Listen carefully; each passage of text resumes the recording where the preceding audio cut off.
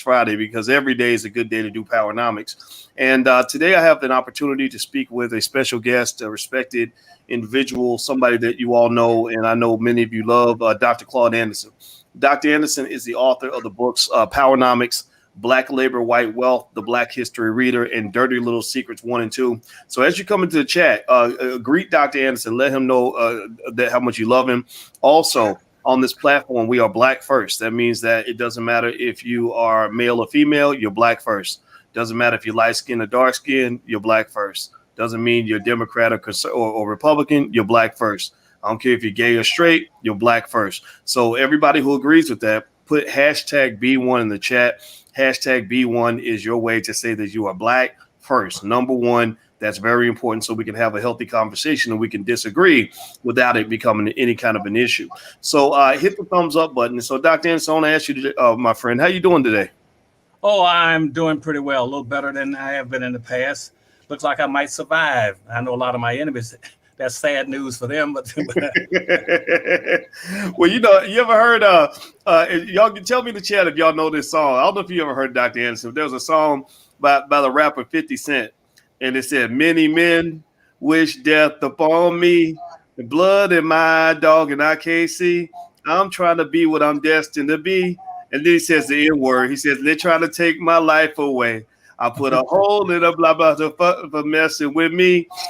So Dr. Anderson is the new 50 Cent, the original 50 Cent, the original gangster. That's what you're going to be today. You are the OG.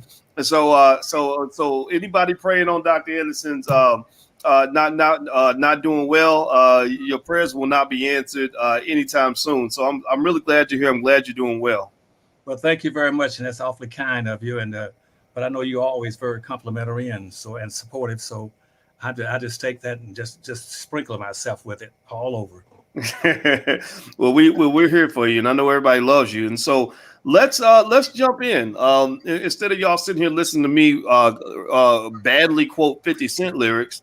I want to jump right into this discussion. Dr. Anderson wants to meet with the Biden administration. You've been reaching out to the Biden administration with a team of individuals you're working with on a project that you would like to pursue.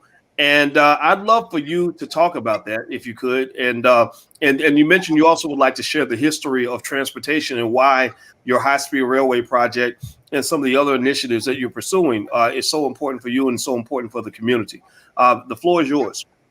Oh, well, thank you very much for that introduction. I want Black folk to understand this particular time, we are right where we want it to be.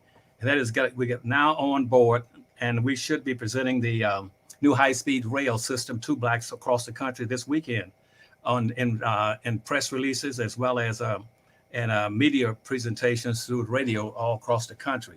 This is the first of its kind in the history of this nation. You all just cannot afford to let this get by. This is it. It's very important. And because you see this high-speed rail system will wind up being a platform or a base level for Black folk to start playing the game the way whites have been playing it for 465 years. This is our chance to start playing the game and build one of the things that is extremely important in terms of laying a platform. That is beginning to build industries. Do you know that we are the only people on earth? We're the only people on earth who've never enjoyed the fruits of an industrialization process. You know, when industrialization went through the European continent back in the 1700s, and Black folk were enslaved all across Europe when the industrial development occurred over there. And when the industrial revolt and revolution crossed the ocean and came to the United States in the 1800s, guess what? We were still being enslaved in this country by a new class of Europeans coming to America. So we missed the industrial revolution, both in Europe, in the continent, and in America. And we've never enjoyed the fruits of an industrialization. And what this high-speed rail system does, it says, so you finally gonna get a chance. You finally get a chance to have what you've never been able to have. And that's really why we don't have very many businesses in the country. You have to have industries before you can have those businesses, because those industries have to provide the resources and goods and services and the wealth that you're gonna need. And we've never had it. So let me flip through history very quickly, show what I mean by that. They've always shortchanged Black folk and kept them outside of the loop in terms of development. And let's take transportation, which we're going to be talking about with the high-speed rail system. See, let's go back to about the mid 1800s. In the mid 1800s, see, black folk again were outside the loop. Black folk had very little involvement in transportation in this country. The best they ever got was being a carriage driver or a wagon driver. That was it in terms of being anything dealing with transportation. And that lasted for quite a long while, from about up until mid 1800s, up until about the early 1860s. At that time, two things began to occur in this nation. People got very interested in because the Civil War was coming up, and they wanted to get into the railroad business. So you had various individuals who had a lot of wealth in this country, a lot of wealth, like the Vanderbilts and the Rockefellers and the J.P. Morgans, and they'd gotten all their money now because they were wealthy. And to build a railroad is extremely, extremely expensive. And they'd gotten all this money, and they wanted to say, well, we're going to put a railroad across this country. And so they went to the United States government to look for endorsements from it and also look for money to be able to do it. And so they started working on this, and they had about somewhere around about 11 to 20 individuals all together, and all of them were wealthy. All were wealthy, and some were played as a group, some played as individuals. They wanted to build these railroads, so they got the permission and authority to build railroads across America. Now they built them from east to west, but at that time primarily going out from the East Coast all the way out to the Mississippi River. At that time, they had not begun to explore the Mississippi River. They didn't really get into doing any exploring and opening the West up until after the Civil War. But they got permission to build these railroads. And guess what? They built those railroads. The government gave them 24 million acres of free property, land. They gave all those rich white folks who were going to build those railroads. And the whites already had the benefits of wealth. You know where they got their wealth from? From slavery. The Vanderbilts, J.P. Morgans, and the Rockefellers, they got their wealth from the backs of slaves. So they had all these big pots of money. And so they gave them 24 million acres. And what that means in small layman terms is that on each side of a railroad, they gave the white developers and entrepreneurs at that time, gave them 6 miles of acreage on both sides of the railroad, going and coming, so they could own all that land and build these railroads. And in addition to that, they gave them something like about $27 million in capital to be able to do it. But black folks, and they said, well, how are we going to do about black folk? They said, well, we got to lay all these tracks. And so at that time, all these railroad land developers, they turned around and bought slaves. They had slaves. You know what they want slaves for? Not only can we use the money off of your back, but we also want you to lay the tracks across this country. You're going to lay the tracks. But see, these are the kind of things the white's not going to give you credit for, and I got to mention to you. You'll never know about it. To black folk were driving and laying the rails across America and laying the rods, and also the labor in what we call the engine room at that time. So they had blacks up in the front there serving as engineers, which means, you know why? Because it was very hot and smoky and dirty. And so those blacks were using, at that time, they were running these engines off of coal and wood. And it was extremely dusty and hot. And so they used them for that. But most importantly, they used them for laying the tracks and the rails. But they were, again, unpaid labor. And they built those tracks across the country. But then they say, well, we're not going to put any tracks in the South. We're going to put them only up north and on the East Coast. You know why? Because the South then was a hotbed of slavery. Because you see, in all those southern states like South Carolina, North Carolina, Alabama, Mississippi, Louisiana, and over into Texas, those states had about almost a 50% black population. They weren't going to run any tracks through that. So that's why you don't have any railroad lines running through the South of any significance. It's all on the East Coast and running out to the West. And after the Civil War, they ran them from the West out to California. And so they started laying these tracks. But pretty soon they laying so many tracks and using up so many blacks and killing blacks. This was back killing the work, except for one exception. There's a black called John Henry. You may have heard about him. John Henry, the slave driver, the spike driving man. That was a real man, real black man. He was a big, strong, burly man. And we still have a song that's very popular called John Henry Was a Steel Driving Man.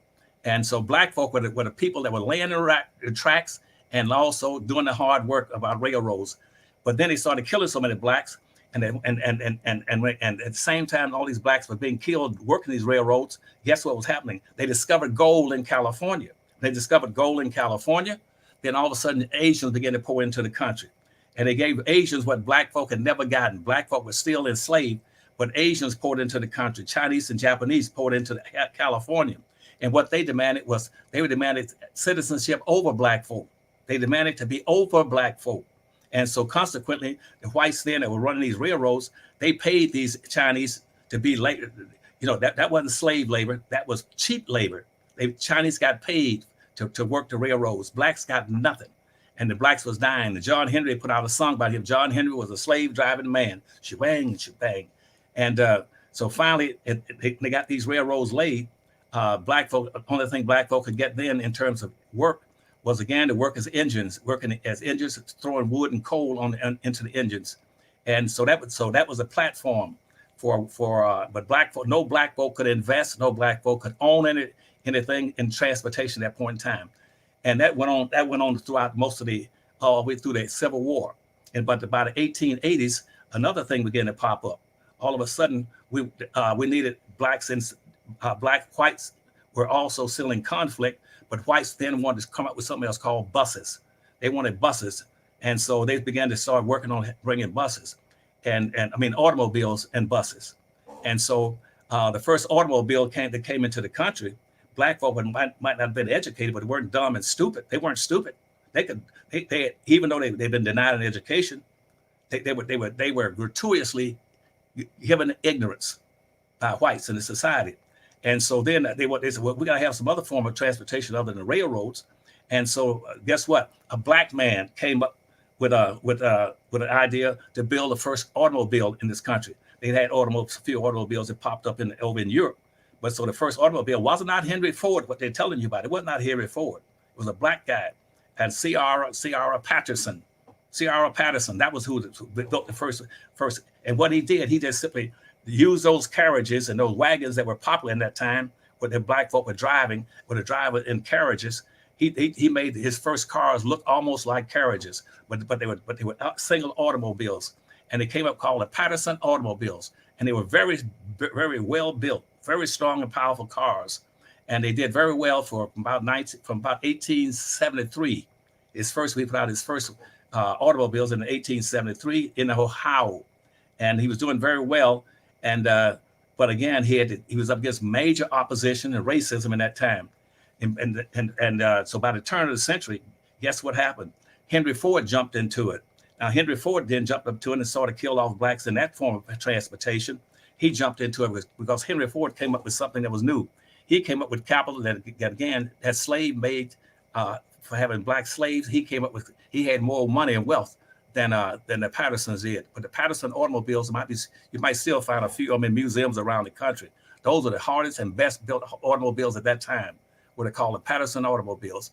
And so then Ford jumped up and started putting his car in. Now what Ford did to give him an advantage over Patterson, I'm gonna cut this short, so I shorten some of this, over Patterson, was what he did.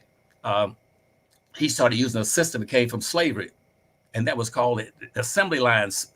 He's picked up the slave plantations assembly lines. On plantations, most people didn't know that they kept blacks in a line, and like 5 or 10 to a line, and they would go up and down the rows in the cotton fields that sometimes was spread through 80 acres of land. You had to walk straight ahead. The first one in there would be a chopper. He chopped back the grass and knocked the grass, and so he could get to the dirt. The next black behind him would dig a hole in the dirt, and then the one behind him, when he came up there, he would drop the seed in the hole for whether it's for cotton or rice, or not rice, but tobacco, or for whatever they plan on growing, and cotton. And so then the next one behind him would cover the hole up. Then the next one would come behind him. He would just pour the water, and that was called an assembly line. So Henry Ford, he built his automobile system. He used the assembly line process and took it from the plantations for black slaves and moved it to the automobile industry in Detroit, Michigan, out on Woodward Avenue. So that's how we got into automobiles. But at the same time, other people said, well, how about buses? And buses began to come on scene. And black folks then were denied because Patterson was put out of business in about 1920 when Ford put his automobiles on the streets and called it T-Model Ford. But blacks then started thinking about other forms of transportation. And what they did then, they started thinking about buses.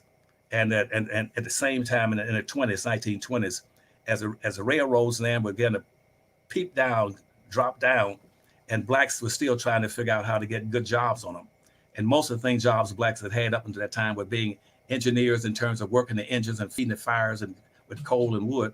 And the others became porters. They became railroad porters at best. And blacks were dominating the industry that were fights set up for railroads by being the porters and that was one of the best jobs you could get at that time, was being a porter, because you made the most in tips. And so by the 1920s, blacks began to organize and try to set up an organization of union workers. And that was A. Philip Randolph came up and said, let me try to organize these black, so they became porters and worked for the railroads. And a big crisis developed, and the president had to finally intervene to stop these blacks from boycotting and shutting down the railroads. But while they were doing that, then the buses began to come on the scene. So we've got to have buses, some other alternative form of transportation. And so black folk were shut out of that industry and out of the automobile industry. But in the train systems, they never could get past just being porters, moving baggage, working around the engines. And when white folks started riding the damn trains, white folk rode the trains where? They didn't ride it up front, because from the engine on the train, where the blacks were shoveling the coal and the woods and hot and burning, it was smoky, dusty, and dark. And so what they did, the first train car in a train would always be for black folk. So when black folk could ride a train, they could have to sit up front right there where all the smoke and dust and dirt was. And the further you get back on the train where it was cool, that's where all the whites were. And the last train that we called the caboose, that was for the owners of the train. So the train system started weakening in this country. They started getting to the buses. And then black folk didn't get a chance to get into this stuff. But now blacks got a chance. This is our chance. And what the Powernomics Corporation now is oversighting is to have a black high-speed rail system in the United States, not going through the north, not going to the west, but going through the old black cotton belt, starting from South Carolina and running all the way across the U.S., all the way over to Texas, and with 5 major stops. Those major stops might be starting out along the highway, close to Highway 95, going down the East Coast and close to Augusta, Georgia, and around South Carolina there. That track is going to be running at 250 to 300 miles an hour, taking black and white riders from the East Coast to Texas. It'll make 5 stops. The first stop will be in Atlanta, Georgia, and we're going to build depots and buildings, hotels, and places where blacks can get access to all kinds of jobs on the tracks, building land the tracks. But this time they're going to be paid, or being construction workers, or whatever they're going to be. And when they get to those depots, those 5 depots will be set up in 5 stops. The first stop will be in Atlanta, Georgia. The next one will be in Birmingham, Alabama. The next one will be in Jackson, Mississippi. The next one will be in Shreveport, Louisiana. And the last one will be in Dallas, Texas. And black folk would have a chance to get these contracts and get all these jobs and opportunities to ride those high-speed rail systems that will be moving at 250 miles an hour to 300 miles an hour. And we're going to take our riders across the country in luxurious seatings and high-speed rails with dining cars and food and service and everything else. When they stop at those depots, they can get off and either get hotels or rental cars, or they can go buy souvenirs or whatever they want to buy from local shops, confection stands down there. So all this is being set up for you now, and it's being overseen and watched out for black folks. Powernomics is the Powernomics source. We're the political arm. We're the point of the spear for making sure this project gets done. Now the Riley, the Riley situation, they'll be the people that are going to be taking care of you. They're going to be pushing all this and building it. It's going to take about 5 or 6 years to get this whole thing built. And so what we want you to do is be prepared. You can either look for jobs, or for ridership, or for shipping cargo, or just simply being a passenger. And that would be going to be setting up after we get two things we need. We need your help right now. That's why I'm giving you all this information. That we're going to be, for the first time in history, Blacks going to be in the first place on a high-speed rail system. We got high-speed rail systems going across, rail trains running across Europe. We got them in Asia, but we don't have them in America. This will be the first time, and we'll have one in this country, and it's going to be Black-based and Black-motivated. And we're going to have bipartisan ownership in some of it, but Blacks are going to be the predominant owners in it. And as I go across the country, you're going to be guaranteed that you're going to get chances for jobs and a passenger, and also and a chance to be proud of having a high-speed rail system that blames the Black folk. It's going to be vertically ordered. Once we build these, we're going to build hotels around those stops in those 5 cities I just mentioned to you. We're going to have restaurants and cafes, and there are all other kind of good things going on. But what we want you to do in conclusion of this, we want all of you right now to start it. Don't beg, no marches, no praying, and no hoping.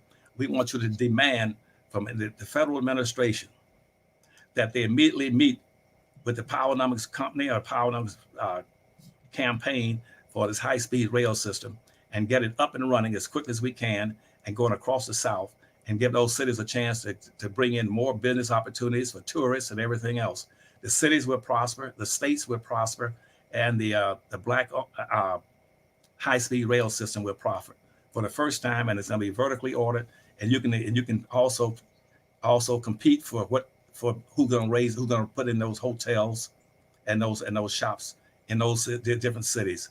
This is your time, and not like, as I said, in history where you were shut out all the time. You're going to be shut out on this. Believe me, Powernomics will be in the driver's seats. We're the engines. And for the first time, you will be first. And I promise you that. And this is your one person that you know loves you. I know, and I love some of the people just because you are the weakest people on earth. And everybody denies you and everything. But they always think my people are fools. You know, we're going to use them. We'll use their labor. We'll take over all the systems. Why is that important? Because whites know right now, whoever owns the industry, whoever owns the systems, the transportation systems, the communication system, the food systems, who owns the system has the power. And that's who's going to either enslave you or Jim Crow segregate you. Whoever owns those things, for the first time, you got a chance to own something that they don't have right now. This is your chance. It's our chance. And I love you. And started calling and send emails to the federal government, to the White House, to the Biden administration. Send them to Department of Transportation and to Buttigieg, and also tell him that we've completed all the paperwork. We got the money ready to go. This is our chance. Don't let me down now. I'm out here by myself struggling for you all. Don't you dare to let me down. I want you to just fill in paper and telephone calls to all places and say, this is our time. And I love you.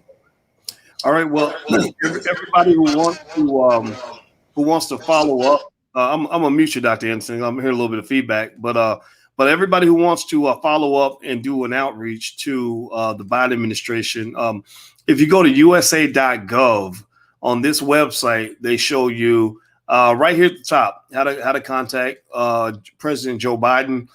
This is a phone number for the White House switchboard. You can locate the contact information for all your senators here, for all your representatives, state elected officials, local, etc. So it's USA.gov.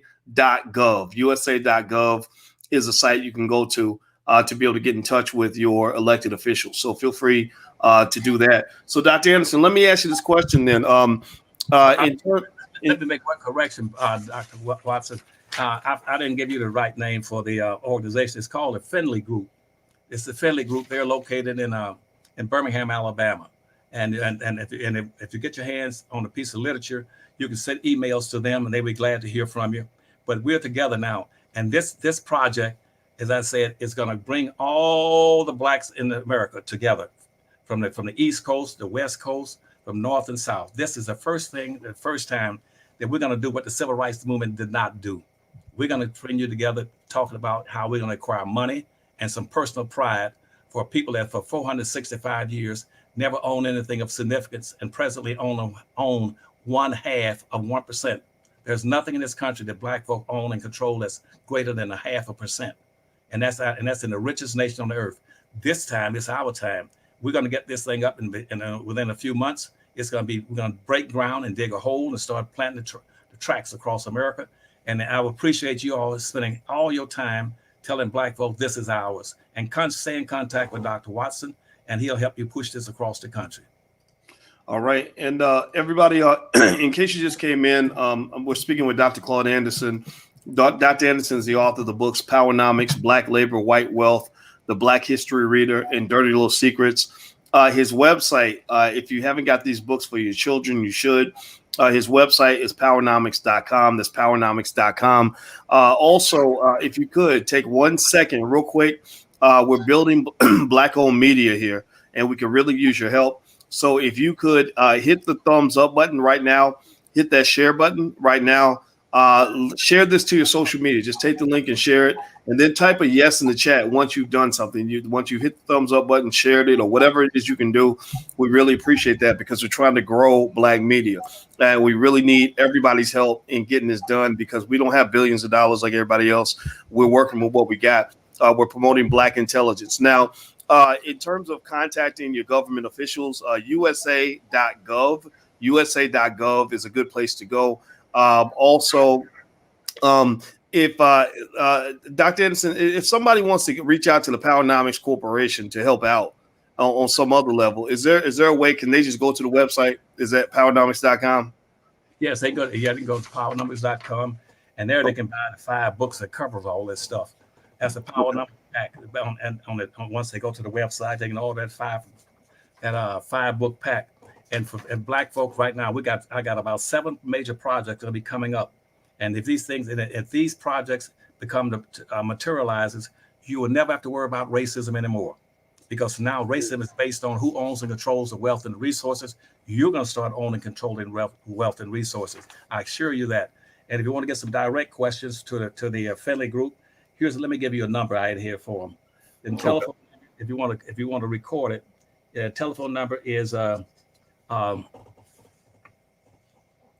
got one here. If you want me to, yeah. Could you read the number off to him? Yeah, actually, and you know what I'm gonna do? Because I know a lot of people reach out and they want to reach out to you and contact you and stuff like that.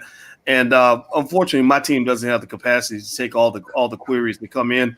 But I have the Finley Group press release right here, and I'm gonna post this and email this out. If you sign up at allblackeconomics.com, get on our email list.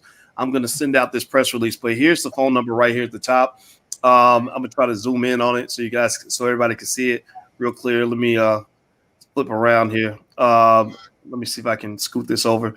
So the phone number is 205-856-3022. That's 205-856-3022. And the email is, say it again. P.O. Box. Could you give them that P.O. Box too? Yes. P.O. Box 61147, Birmingham, Alabama 35261. And the email is info@finleygroup.com, but group is spelled GRP. So info@FINLEYGRP.com. That's right there on the screen. If you didn't catch it, just rewind the video and you'll see it that way as well. So there's the information if you want to somehow be directly involved, or if you have resources that can help get the project done. That's how you can connect and reach out. So, Dr. Anderson, let me ask you a question. Right now on Capitol Hill, there's a lot of discussion about reparations right now, and they're talking about HR 40 and trying to get a reparations bill passed through to study reparations. And I noticed that in the experts that they invited to speak on the issue, they brought in people like Herschel Walker, the football player, a few other folks. I can't name everybody. Maybe you all can name some names in the chat. And they didn't include your name. And I found that really interesting, given that you, according to many millions of people, I assume a lot of people here would agree, you are if not one of the leading experts on reparations, and you have the most documentation of almost anybody on exactly why Black folks deserve reparations. Can you speak on what you're seeing with the HR 40 conversation and why you think that that you weren't asked to participate in the debate over this bill. Well, first of all, I would prefer to hold off expressing my opinions until, let's say, give me about 60 days, and I'll be glad to do it, because I don't want to do anything that would make somebody angry and they started moving against the high-speed rail system because they didn't like what I said. But I am proud of the fact that the Biden administration has said, well, I'm gonna do something in reparations for Black folk, and I think he may have mentioned the HR 40, and I appreciate that coming from him. But very quickly, and without getting too much involved in it, because I don't want to necessarily criticize other people, because I don't do that, and in mass media. But the House Bill 40 is almost really, in my mind, this is strictly my mind, not speaking of anyone else, but of all my years in politics, going all the way back for 60 years, House Bill HR 40 is almost a damn waste of time. And it's not designed to do anything for Black folks. It really is an insult for Black folk. Even though I want every politician to understand the broader aspect of it, and not just the House bill for reparation. Don't just focus on the House bill HR 40, because that's a waste of time. Focus on the larger thing, which is really reparations that Black folk are due. It's a debt that's due to Black folk, and every individual in this society is obligated to Black folk. They all came here and got freeloaded and got free lunches, because they're immigrants. And two of the biggest lies that's ever been told is being told today. And that is about, and see, everybody say, well, what's the big lie? The big lie is about Trump talking about, Trump talking about conspiracies and the January 6th raiding of the Capitol building and attacking it. That's not the biggest lie. Yes, Trump may have issued 4,000 lies in over a 5-year period, but that's not the big lie. The two big lies is this. The biggest lie ever, the two biggest lies ever told in the entire United States here they are. The biggest lies ever told was not what you hear about Trump. The biggest lies ever told was that, first of all, that this is an immigrant nation and everybody here are immigrants. That's a lie. Black folk are not immigrants. Black folk, they keep calling Black folk immigrants, but that's called throw boo-boo on everybody, and that way you don't have to do it. You don't have to do anything for anybody. Blacks are not immigrants, and they keep placing Blacks and making Blacks equal to these immigrants coming into the country. So there will be no justification for doing anything specifically for the native Black Americans. Native Black Americans are not immigrants. They never been immigrants, because once they put on those slave ships coming to America, they were stripped. They were de-Africanized. Everything dealing with Africa was stripped out of them, not only on the ships, but also what they call a seasoning process. And once they got into the Caribbean or into lower in the South Carolina, they were put into a seasoning process where everything relating to Africa was stripped out of them. They know nothing about Africa. They haven't got any relatives, cousins. They don't get Christmas cards and greetings, New Year greeting from Africa. They know nothing. They are called, their real name should be Native Black Americans. They were here before 99% of all the other people, immigrants, ever came to this country. They're the oldest people in this country. Since 99% of all the Blacks in this country are the direct descendants of slaves, that makes them the oldest population in this country. So you tell a lie when you say this is a country of immigrants, and the Blacks are no different from anybody else, and we're going to treat them like an immigrant. They are not immigrants, and treat them like that is an insult and disservice to them. That's the first part of it. The second part of it is that Black folk in this country is due reparations, because everybody in here has advantaged themselves off of Black folk. Black folk have never enslaved anybody, but all these people coming in the country now, their ancestors have been at war with this country. Every ethnic group in this country had their home country, the mother country, has been at war with America.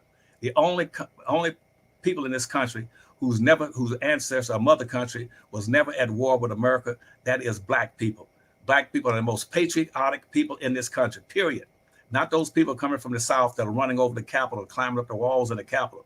Those people who call themselves patriots, they're not patriots. Those are the first terrorists in America. They've tried 3 times to take over this country. Black folk are the most patriotic people. The only people in this country who fought in every war on behalf of this country and whose mother country never went to war with this country are Black people. That's it. That's very special. And the second part of the biggest lie is being told every day, that promotes racism. That the silent, most deadly form of racism is this: is black people that participate in this one. Is that you keep saying that this is a nation of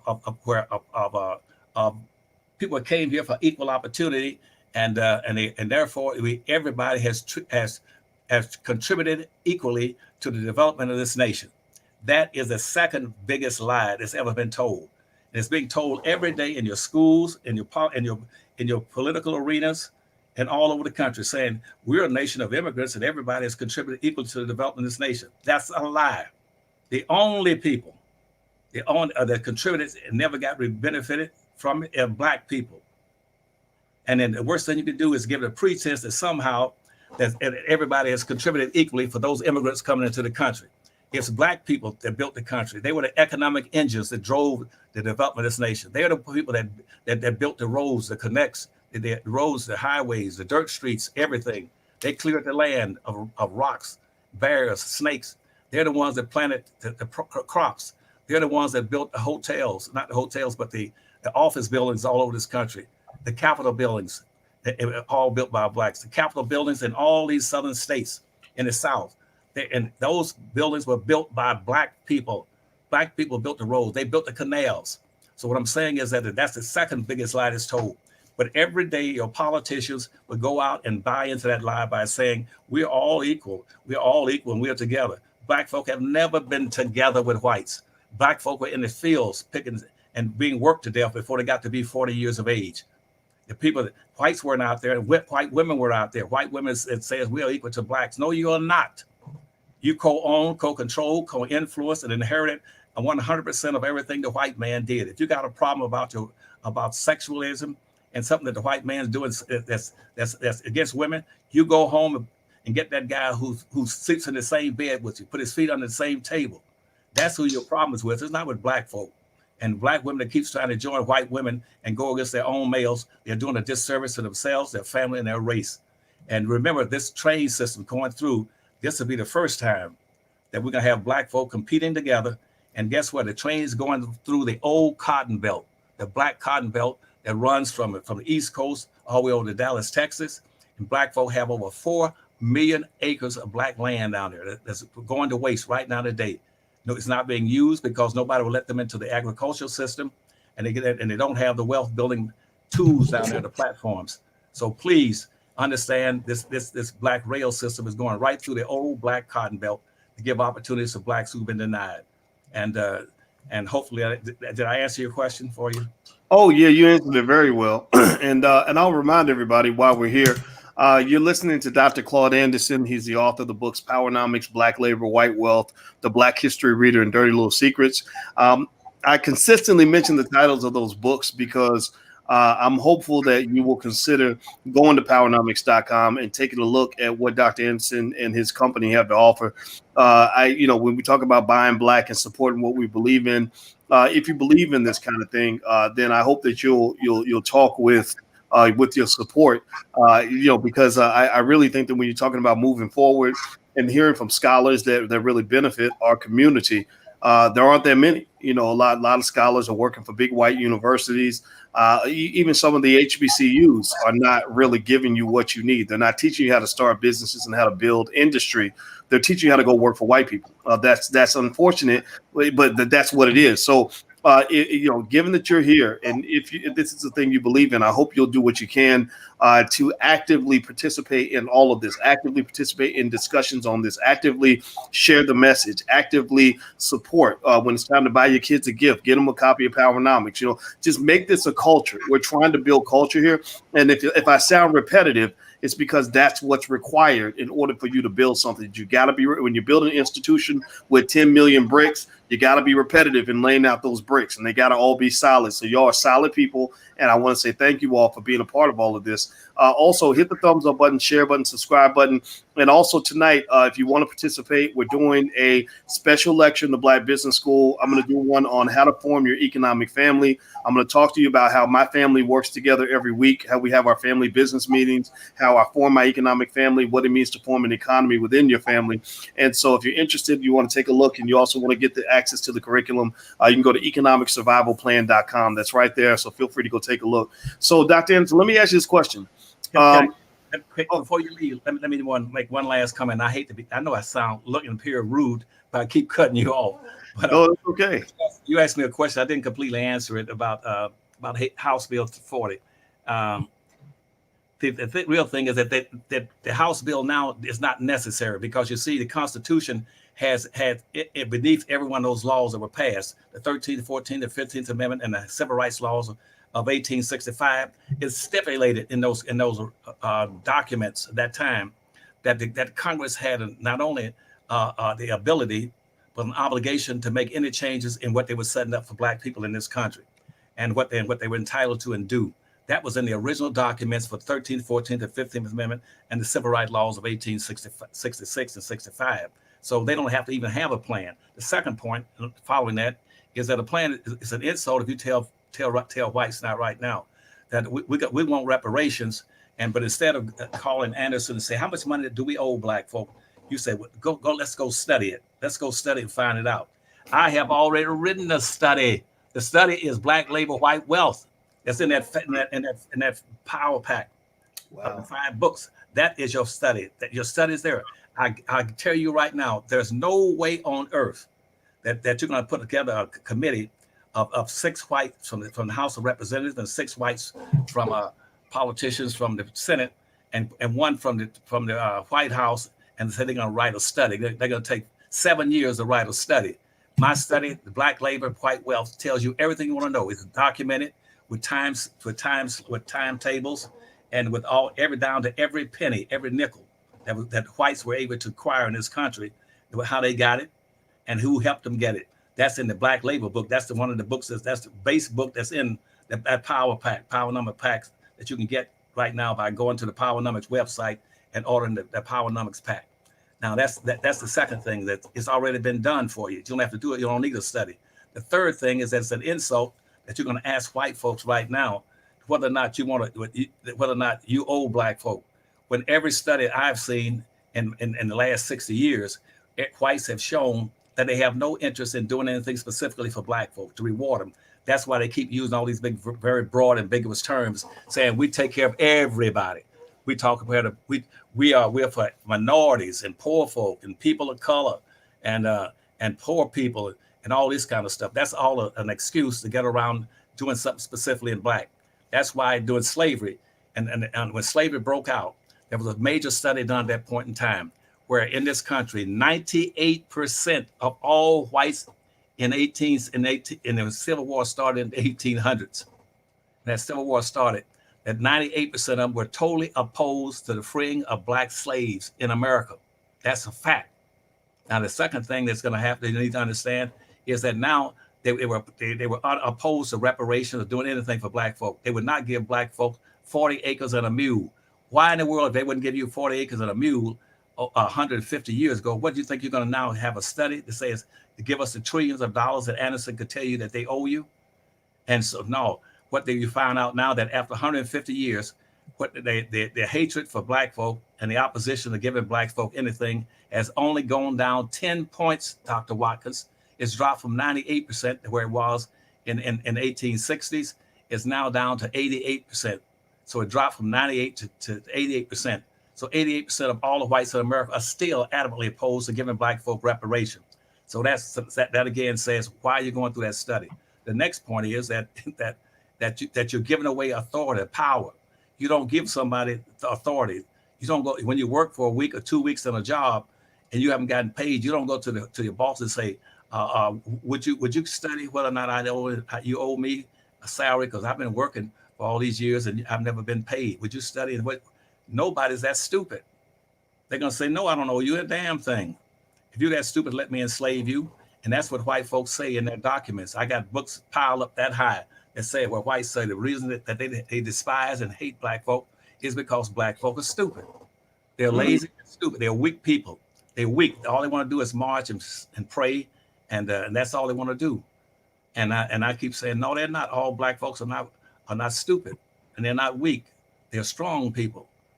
But that's what they say. But when you keep begging and marching and asking people that you determine whether or not you owe me, because my grandmother never got an education, and she never went to school one day, and my father only got to the third grade, and because of the laws that say a black person cannot never get an education higher than the eighth grade. Well, then you think white folk are going to confess and voluntarily give you the money and stuff? No. So what I'm saying to you is that you do yourself a disservice when you go ask the people that owe you, do you really owe me? And so, but I don't want to get into that discussion right now, because I'm just proud of the fact that we do have some white politicians in the country, a few that are very favorable to black folks getting reparations. And I think that the Biden administration is very favorable. And I know with Al Sharpton with him, he's going to make sure that they come up with something in reparations. Well, let's hope so. Let's hope so. And so I want to show you something, Dr. Anderson.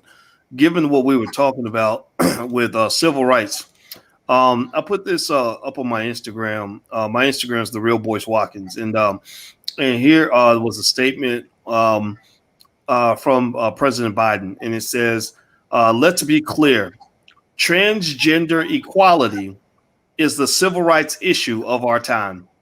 There is no room for compromise when it comes to basic human rights."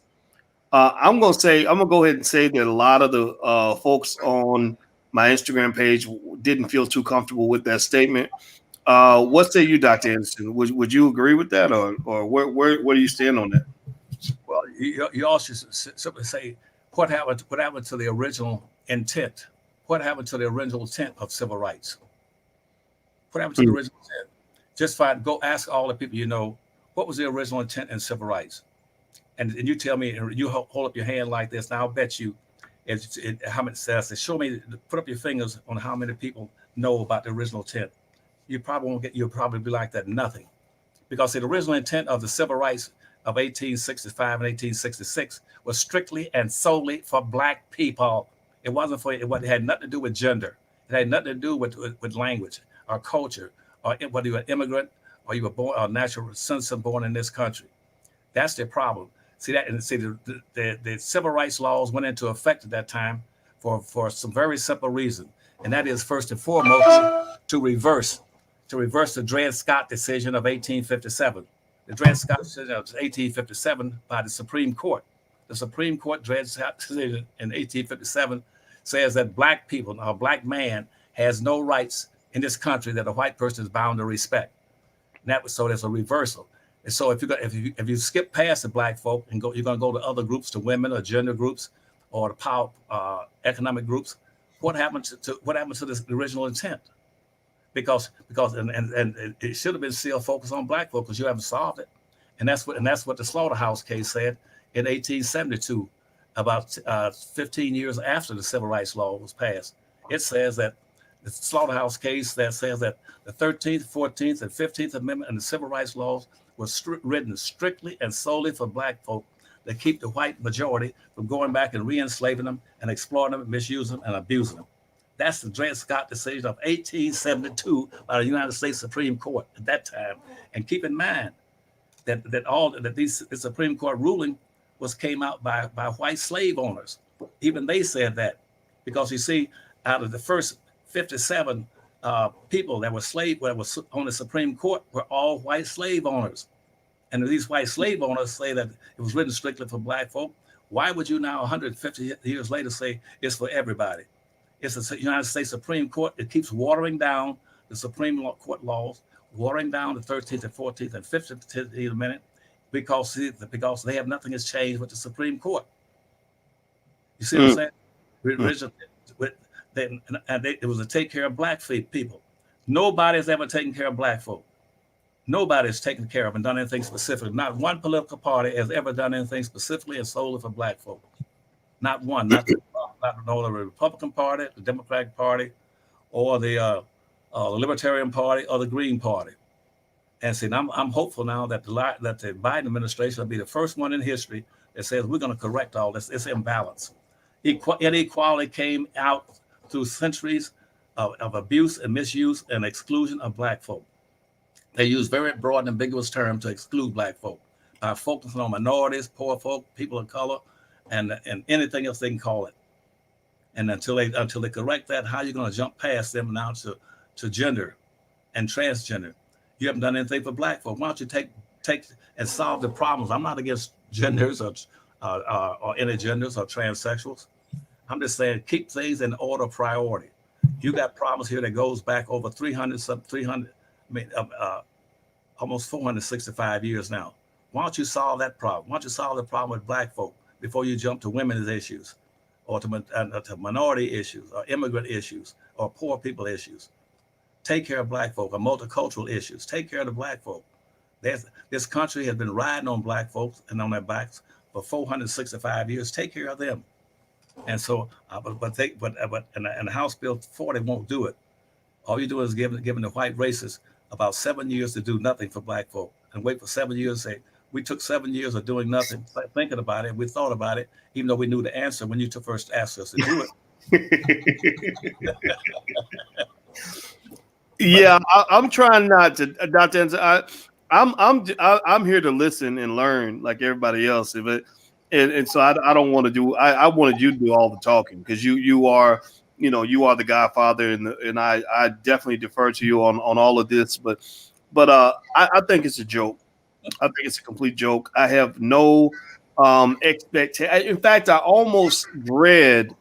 The biggest thing I probably dread is them actually coming back with a reparations bill, where they're really trying to pay reparations, because I know it's going to be a bunch of BS. It'll be one of those situations where they say, well, we gave you something. Now you complain about everything. So you show up and you say, you owe me $1 million. And somebody writes you a check for $100. And they say, see, I paid you back. And so sometimes you almost feel like a conversation. If you're not going to have the conversation right, then don't have the conversation at all. And it's almost like they're already having the conversation wrong. The wrong people, are at the table, even having the discussion. What is the fear of talking to someone like yourself, who, as you mentioned, you did the study. Black Labor, White Wealth, everybody. In case y'all haven't looked at this book, Dr. Anderson does arguably one of the best displays of specific information about specific things that were specifically done that had specific monetary value when it came to the exploitation and the harm to black people. So the idea that they're saying, okay, we're going to ignore all of that and we're going to get a bunch of random people to go and start all over again, that right there tells you that they're just doing a delay tactic. It's a delay tactic, right? That way we can go another 8 years and do nothing to black folks, while we're diluting the black vote by letting lots of people, come across the board and all this other stuff. So while we're diluting the black vote, we're going to hold you off so that you don't really ask for anything, because we can say, look, we're studying it. We're thinking about it. We're trying to decide if we've ever harmed black people enough to owe them anything. And I think that is kind of crazy. Honestly, stuff like that will only work on people that are just really not intelligent at all. What are your thoughts on that, Dr. Anderson? Well, the first further along another point I'm going to give you about House Bill 40 really, is that they've given reparations to almost every group that can conceivably be recognized right now, and that we give reparations we gave for the Marshall Plan in Germany and Europe. We gave billions and billions of dollars to them to rebuild those countries for having bombed them and torn up some of their buildings and some of their and wasted a lot of lives over there. Even though we weren't the ones that were bombing it, that was the Germans that were bombing the Europeans, not Americans. But America went out of its way to pick up the cost that the Germans should have been paying in the Marshall Plan for what Germany did to the European societies over there. Not Americans. They gave them billions of dollars. I can't remember how many billions, but it was either 7 or 8 billion. I don't know what the billion was now. It gave them money. They gave money to Japan. We had a point four program where we did bomb Japan, Nagasaki and Yokohama. We bombed them in Tokyo. But guess what? We bombed them and we gave them the point four program. Again, billions of dollars to resuscitate Japan. We gave money to reparations to Jews who came over here, moved to America because they were poor. Just because they were poor coming to America, we gave them millions and millions of dollars to help them. We gave money to the Puerto Ricans after we went to war with the Puerto Ricans and took over the islands, we gave them reparations. We gave reparations to the Cubans when we fought to take over Cuba and to control Cuba. The United States gave them reparations. And coming out after the Civil War, when the first terrorists in America were the redneck states and the Southern Confederacy, that when they lost the war, Civil War, we gave them reparations, because you see, they supposed to, but by law they supposed to have been hung and shot for being terrorists in this nation and selling the nation out and having killed almost 200-some million. I mean, almost 200-some thousand people. See, the South should have been punished for that, and the leaders were supposed to be hung. But not only we didn't hang them, but we gave them reparations. You know what we did? We gave them back all the land that they had owned before the Civil War. They got back every acre of land. And in addition to that, the Congress had passed a law called the Freedmen Bureau. And in that Freedmen Bureau, they put some money in there for black people, for clothes, food, and stuff, because they were the only people that denied 40 acres of the mule and weapons or tools, or anything else. They were starving to death when they set them free. The whites in the 1860s gave almost 5 million blacks free and didn't give them a nickel or a dime. But see, all the whites who had been into what we call contracted labor, they were on 7-year contracts. They got paid. They got land, they got animals, they got tools, they got weapons, and they got money. But see, black folk didn't get anything. But see, any white that was in servitude, they got paid. Blacks got nothing. And so consequently, blacks were ill-equipped to go out there and support and do anything. And so right now, they said, well, we said we got to study for black folk. Here's my main point. Never in this country has this country ever said they could not help other people and give them reparations unless they did a study. They didn't do any studies with the Marshall Plan. They didn't do any studies with the 4-point plan for the Japanese. They didn't do a study on giving and raping and robbing the freedmen banks to give all the land and the money back to the Confederates in the South after the war was over. They did not do a study to give money and stuff to the Puerto Ricans and to the Cubans. They never have required a study to give back reparations until now. The question in your mind should be, wait a minute, what kind of equity is this? Where you mistreat and exploit, misuse, abuse, subordinate a specific group of people for 465 years, and now you're going to need a study saying, did we do all that? That makes no sense at all. And for anybody who wants, but I do, again, as I said, I do compliment the administration. They do something for black folk. I hope they certainly do, because I'm very supportive of everybody. Everybody owes black folk. These immigrants coming to the country, I think every immigrant should be paying at least about $1,000 into a special fund for black folk for reparations in this country. Every immigrant coming to this country should not be admitted to, should not be able to come to this country and get first-class citizenship and get a green card without putting money into some kind of a deposit for money for rebuilding black communities in this country. All these black communities that have been raped and robbed since the civil rights days back in the 1960s, and when they burned out most of these cities and drained them of their resources. Blacks should be getting reparations for what happened in this city just since the civil rights movement. But they didn't do it. What they did, they went in 1964. They had President Ben Johnson come up with a thing called the Opportunity Act, and saying that we'll give something to black folk under the guise of civil rights, and that would be for black folk. Then immediately all the women rushed over to the United States Congress and begged them to take the focus off of black folk and put it on women. And so women, that's where you got the Title IX from. They took the focus off of black folk and put it on white women. That's the same thing the white women did in 1868 when black folk are going to be freed.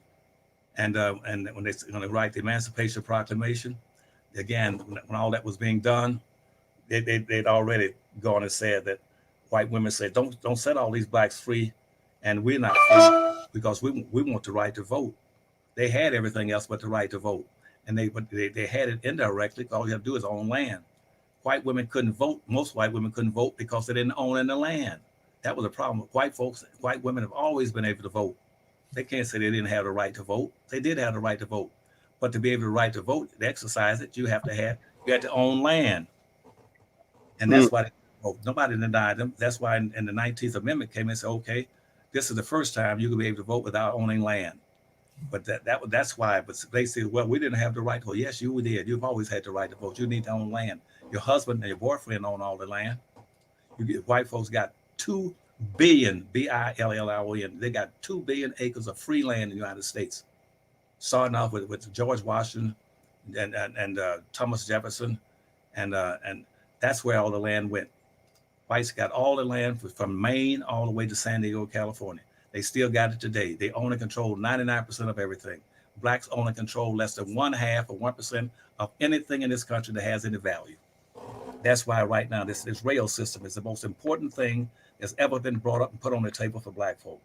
And I'm sure that the Biden administration will find it helpful for them to improve the infrastructure. And I know they'll probably help.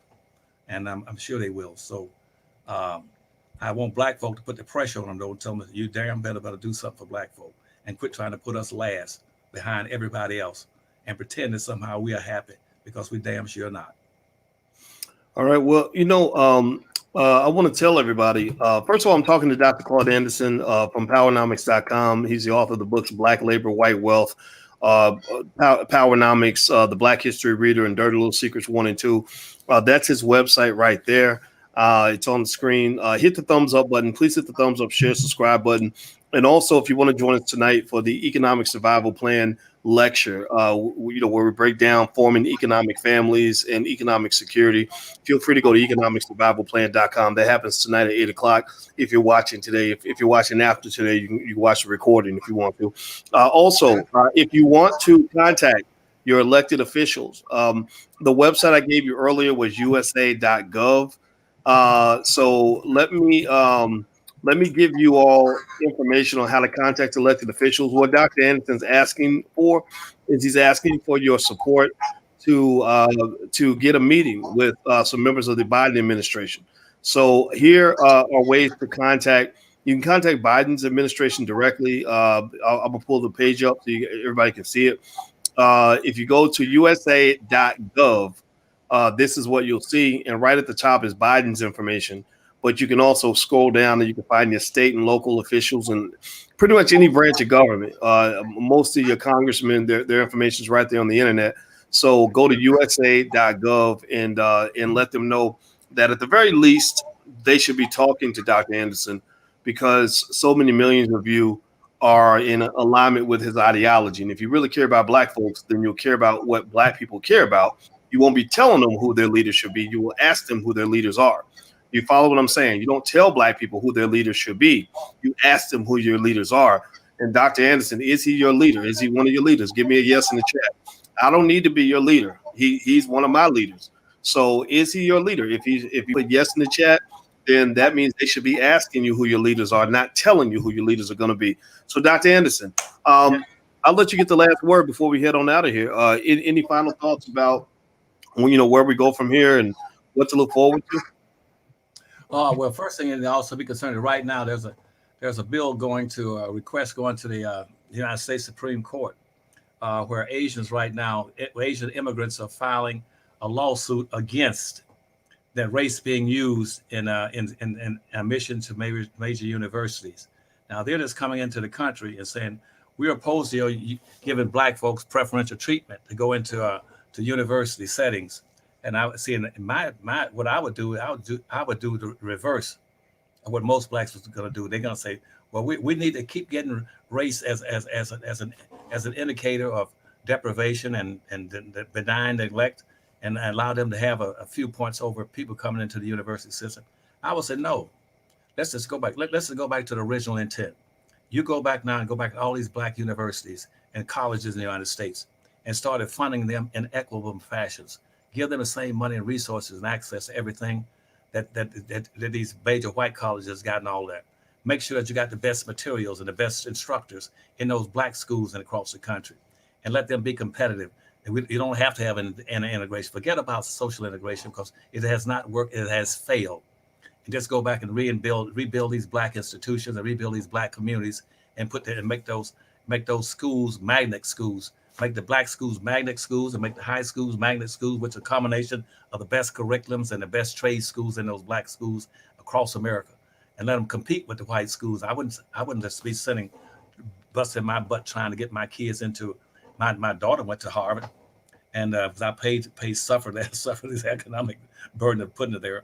But to go back to the black schools, subsidize them, and bring them up to snuff, and don't be trying to invite all the other kids that are not blacks into black institutions and giving them scholarships. At the same time, the white colleges are shutting black folk out of their system by saying we're against using race as an admission. But you use race to get them into black schools, but you won't use race as a mission to get black kids into white schools. That is some dumb stuff. And I was told to, and now they're going to file a lawsuit saying blacks at Harvard and all these major big colleges should not be using race as a criteria, and that is in violation of the 13th Amendment, the 14th Amendment, the 15th Amendment. Now remember those three amendments and the civil rights laws of 1865 and 1866. Those were specifically for black folk. Though the 13th and 14th and 15th Amendment, the civil rights laws, constitutes an affirmative action plan for blacks. Whites had their first affirmative action plan. That was amendment in the Constitution. The Constitution, from Amendments 1 through 12, was the first affirmative action plan in the United States that was strictly for whites or anybody who can classify as whites. And all these immigrants come to the country. 99% of them are classified as whites. And they're confusing race with religion and with culture and with language. And they get by saying, when they use, we're against race, but what they're doing is using those terms about culture, language, and religion to make them equal to black folk. That has nothing to do with race. Racism is a competitive relationship between whites and blacks. That's all. It's not had nothing to do with Asians or Chinese or Arabs or anybody else. All right. Well, you know what? Looks like we have had a great day today, and I hope everybody will take a second and let Dr. Anderson know how much you appreciate him. Just say something in the chat. Let them know how much you love them, because we have to celebrate our heroes and show our love in every way that we can. We don't ask for permission around here. We are the people that need to be empowered to make our move. If you want to establish power. One thing about power, and this is my little 2 cents to add to everything great Dr. Anderson said today, is that one thing about making power moves is that you don't allow yourself to be in a position that a lot of black folks allow, which is where you're always reacting to what they do. Instead, you actually want to have first mover advantage. That means that instead of you reacting to what they're doing, they need to react to what you're doing. Instead of them manifesting their reality and you responding to that, you manifest your reality and make them respond to that. That is a basic, fundamental, strategic move. This works in chess. This works in poker.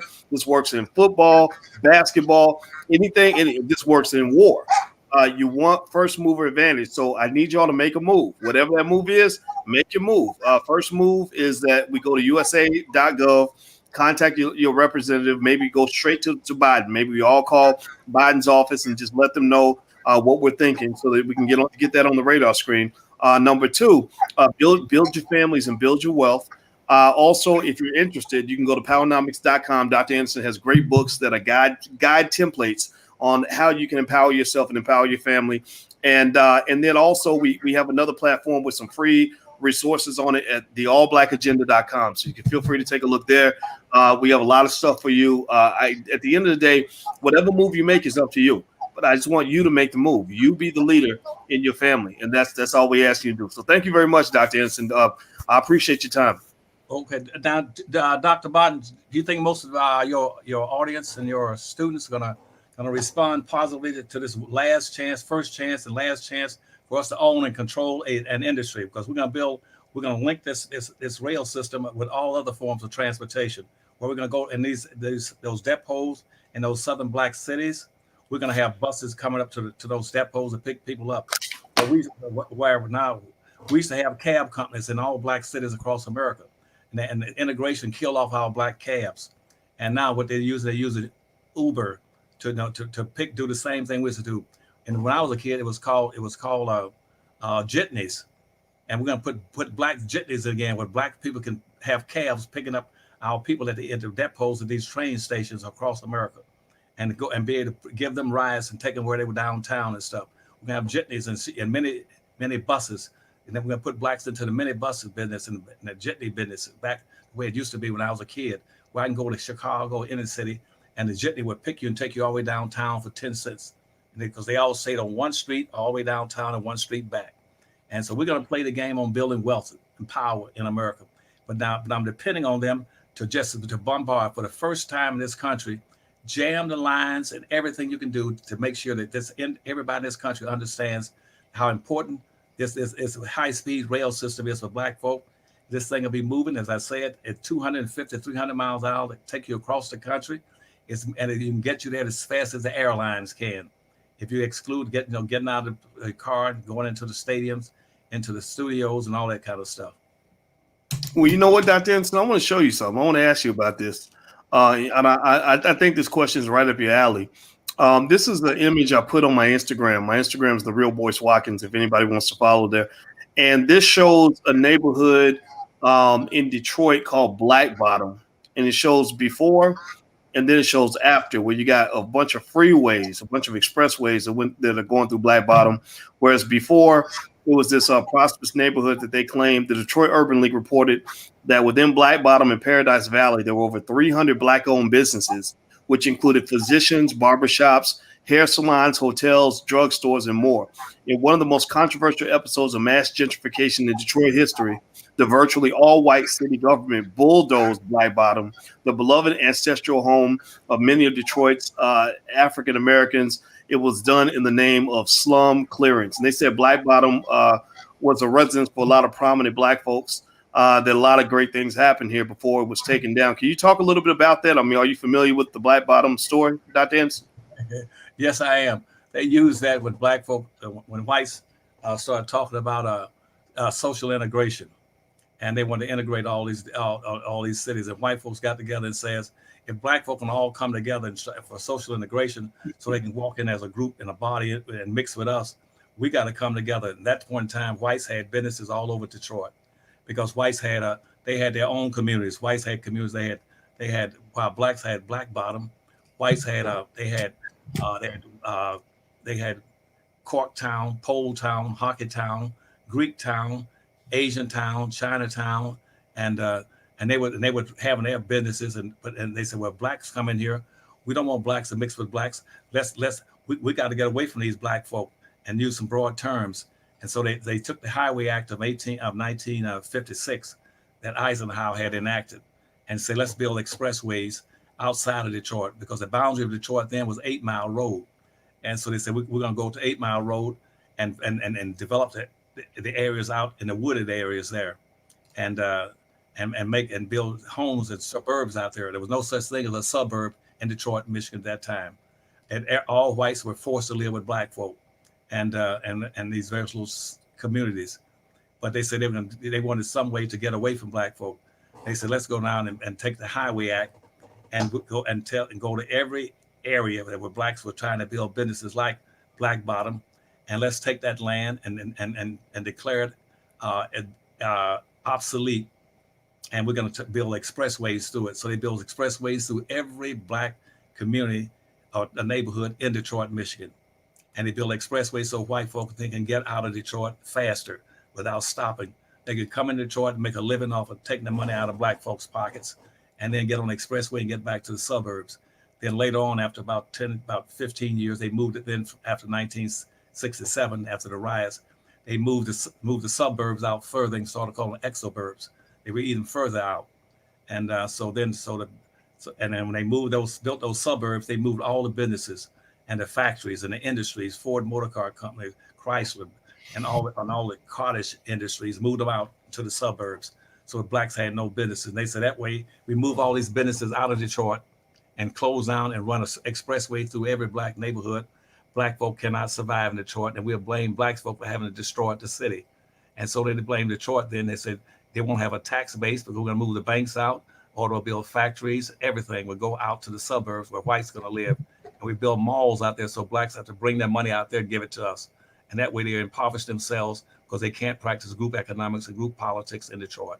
And we do that in every city. The whites killed off Detroit and all these other Black cities. even Atlanta, Georgia, what it used to be called Sweet Albany. That's where all the blacks in the country would go down to Atlanta to enjoy themselves in Atlantic City, Atlanta, Georgia. But then they built an expressway right through Sweet Albany. So now you go in there, you see an expressway and a couple of raggedy buildings. They did it in every city: Atlantic Beach, New Jersey. They did it every city. You find it if you want to find out where blacks used to live in these urban areas. Go find the expressways, and you'll find that the black people's old residence is either under the expressway, over the expressway, or beside it, or it's going right through it. Wow. Well, you know what? What I'm really thinking about here, Dr. Anderson, on this is, it seems to me that this should be included in the reparations conversation. It seems that when you're talking about paying black folks reparations, there's a lot more than slavery to talk about. A lot of things happened after slavery. I mean, I'm looking at some pictures here of Black Bottom as you were talking, and it almost makes you cry, because you see just what was there and what was taken away and what would have been passed down to us. What kind of wealth would have been provided from all these businesses, some of which would have become multi-billion dollar companies. And I think that it seems to me that if you're talking about, if you're trying to have a serious reparations conversation, you got to talk about some of the things that were done to black folks in the 100-some years after slavery was over. I mean, this is a tragedy. This is an absolute tragedy. But you're absolutely right. They did the same thing in my hometown in Winston-Salem, North Carolina, when I grew up there. See, at that time we had the only black bus lines, and I was going to tell you about the bus lines. When I told you back when I was talking about the trains, blacks began to take over most of the job as Pullman porters and everything, and the train station, their jobs as an engine fireman, putting the logs and coals into the stove to drive the railroads. Well, they began to start trying to figure out how to not let black folks take it over, and blacks will start demanding more money and everything else. So then they had to try to get to the buses. So my family is one of the families that built the only black bus line we ever had in the United States, called the Safe Bus Company, SAFE, Safe Bus. That was in Winston-Salem, North Carolina. We had, and they went into business in about 1927 in Winston-Salem, and during the course they put out of business by the integration movement in Montgomery, Alabama, in the 1960s, and so integration killed off most of our businesses in Detroit and Black Bottom, and also in Winston-Salem. We had over all these buses. Our buses were the only buses that were running for the whole town. White folks rode our buses. We owned the buses that time. We were 4 families along with my family, uncles and all of them. So we owned the buses, called the Safe Buses. But when the blacks began to integrate the buses down in Montgomery, they had a chance to bought the bus line and run it, but they preferred not to. All they wanted to do was sit on the front of it. And once they were able to sit on the front of it, that movement came up to North Carolina, and blacks in North Carolina said, we want to ride on the front of the white buses, just like Rosa Parks and other blacks in Alabama. We said, we don't have any buses for you to ride on the front of. They said, well, get some so we can sit on the front of them. And so the Safe Bus Company had to go out of business so black folk could sit on the front of the white buses. And they did the same thing with our cab companies. We had 2 cab companies. We had the Campbell City Cab and the Harris Cab. Whites had 2 cab companies, the Bluebird and the Yellow Cab. And so our people didn't write. See, those kind of vehicles. And they put all them out of there's that's a Safe Bus right there that you just saw.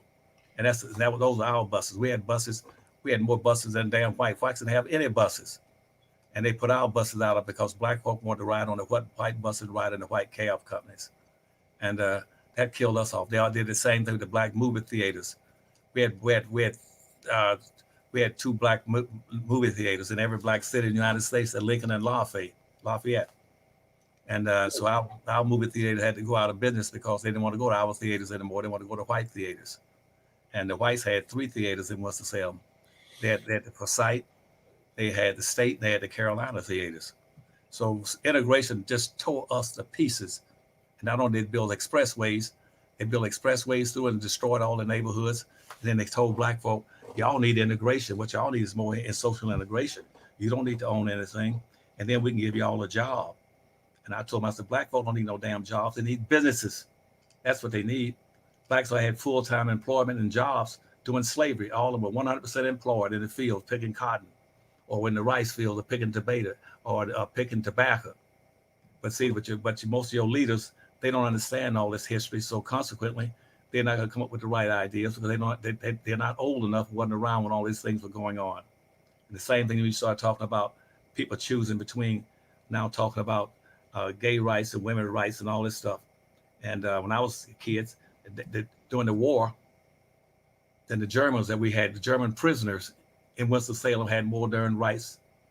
In Winston-Salem, they had more rights than the blacks. And they were in prison, POW camps. We walked by them every day, going downtown, and the white prisoners would pat their butts and blow their nose and try to spit on us. And they were prisoners of war that had been captured. We had one submarine. We bombed a submarine right off the coast of North Carolina. We got about 270 damn German prisoners in there and put them in a POW camp on Liberty Street and Fifth in Winston-Salem, and they were behind a fence there. But they would try to spit on us and pat their butts and drop their pants. And guess what? By the time we got downtown, they would be downtown sitting in the best hotels. The prisoners could go downtown where blacks couldn't even go for whites. They would sit. They would go to the big hotels. They would go to the best restaurants. Blacks couldn't go to it. And so you start talking about reparation. It has to be more than just picking cotton. But I can't get that into black folks' heads. It just won't go in. They think that you're only talking about picking cotton. We worked in the cotton fields all day long and all this kind of stuff. We'll think about all the blacks they killed and slaughtered. And it's talking about riots. Do you know, I'm going to tell you, this is the last point, and I got to get off. That we had, and they talk about how black folks just rioted in cities and burned and during the civil rights movement. Let me tell you a secret nobody knows. Do you know we had over 248 riots in this country where cities were burned down? Do you know who did the burning? Whites burned them down. Whites burned down over 248 cities from the 1600s and 1700s up to the present day. And guess what? They were all black towns. Whites burned down black towns, maroon towns. When back in the 1600s, they burned out all the maroon towns, and as well as later towns like Tulsa, Oklahoma, and Rosewood, and Wilmington, and Memphis, Tennessee. Whites were always doing the rioting. Black folk have never rioted and burned down whites' towns, but whites have burned down over 248 black cities and black towns. And just to put them out of business, they have sundown towns all over the country. Texas had more sundown towns than any other state in the United States, where black folk are not permitted to come to anything in that town. And so if you get a chance, you look at the Dirty Little Secrets book, or the Power of Numbers. You'll probably see a picture there in that book where I'm standing underneath a sign that says by the Ku Klux Klan. Did you see that in the Dirty Little Secrets too? I did not see it. I'll look it up though. Yeah. Okay. Look on. You'll see, and that's what I'm talking about. What they did there, they would burn down anything that was black. They burned down 248 black towns. But I've never heard anybody make a mention of that when white folks talking about, well, black folk always burning down white folks' businesses. Where white folks burn down black homes and businesses for over 300 something years, and they burned down over 248 cities, even Rosewood. They've always burned down blacks' town, and blacks have never done anything to white folks to justify them burning down their towns and city and lynching. Even tried to burn down a part of New York where black folks live. That's where Wall Street used to be, and then and lynch most of the blacks, hung them on light poles and from electric poles and from trees. So don't you believe that stuff about black folk burning down whites. It's white folks were the biggest rioters and always been the big rioters. So this January 6th riots here in Washington D.C. That was a typical way whites have acted throughout history, by thinking they are dominant. They got the weapons and they got the majority population, and therefore they were free to do whatever they wanted to do to blacks anytime they wanted to do it, any place. That's why they've always been the original terrorists in this country. Black folk have never been the terrorists in this country. And so they've always been the most patriotic people in the country. Okay. All right. All right. Well, there we go. So there it is, everybody. If you could take 1 second, please, and thank Dr. Anderson for his time. Again, show your love. Let him know you love him. Also, hit the thumbs up button, please, before we head out of here. And also, his website is powernomics.com. That's where you can find all his books and everything he has to offer. I hope you'll take a look. And this is a great Black library for Black folks that really want your families to know what they need to know. And if you're interested in this kind of thing, tonight at 8 p.m., I'm doing a special lecture on economic survival plans for the entire family. I'll explain to you how our family holds family business meetings and how to form your economic family. So if you're interested in getting access to that curriculum, feel free to go to economicsurvivalplan.com. Bring your family, bring your kids, bring anybody you want. It's going to be a lot of fun. You're going to learn a lot. So thank you very much, Dr. Anderson. I really appreciate your time, and it's great talking to you. Well, thank you. And I'm hopeful that we'll hear from all these people that will first contact the Finley group by email or however they prefer to do it, and let them know they're supportive of this project. And because we got to put enough pressure on Washington and the Department of Transportation, let them know that we want this thing authorized as quickly as possible, so we get this line built for all these different business opportunities and employment opportunities in the cotton black belt that runs across the South for Black folk. That is critically important. And secondly, I'm gonna go down and go to my wife's place and check and see how many of them buy the books, powernomics.com, and because all this information is in those books. And if you don't understand the history, you're gonna be like most of our Black politicians right now. You don't understand what you're doing in Washington, D.C. and what you're dealing with. So I thank you. And again, I'll look to talk to you next week, buddy. Okay. And take care and give me a call when you feel up to it. I sure will, my friend. And I appreciate you. And everybody, if you want to know the information to contact the Finley group, if you'd like to be a part of what Dr. Anderson's working on, or you have some resources that can be of help, there's the information right there. So just take a screenshot and share that around to anybody that you think can be of benefit to the project. So take care, everybody. Have a good day. And I'll see you soon, Dr. Anderson. All right. See you soon. Bye-bye. Bye-bye.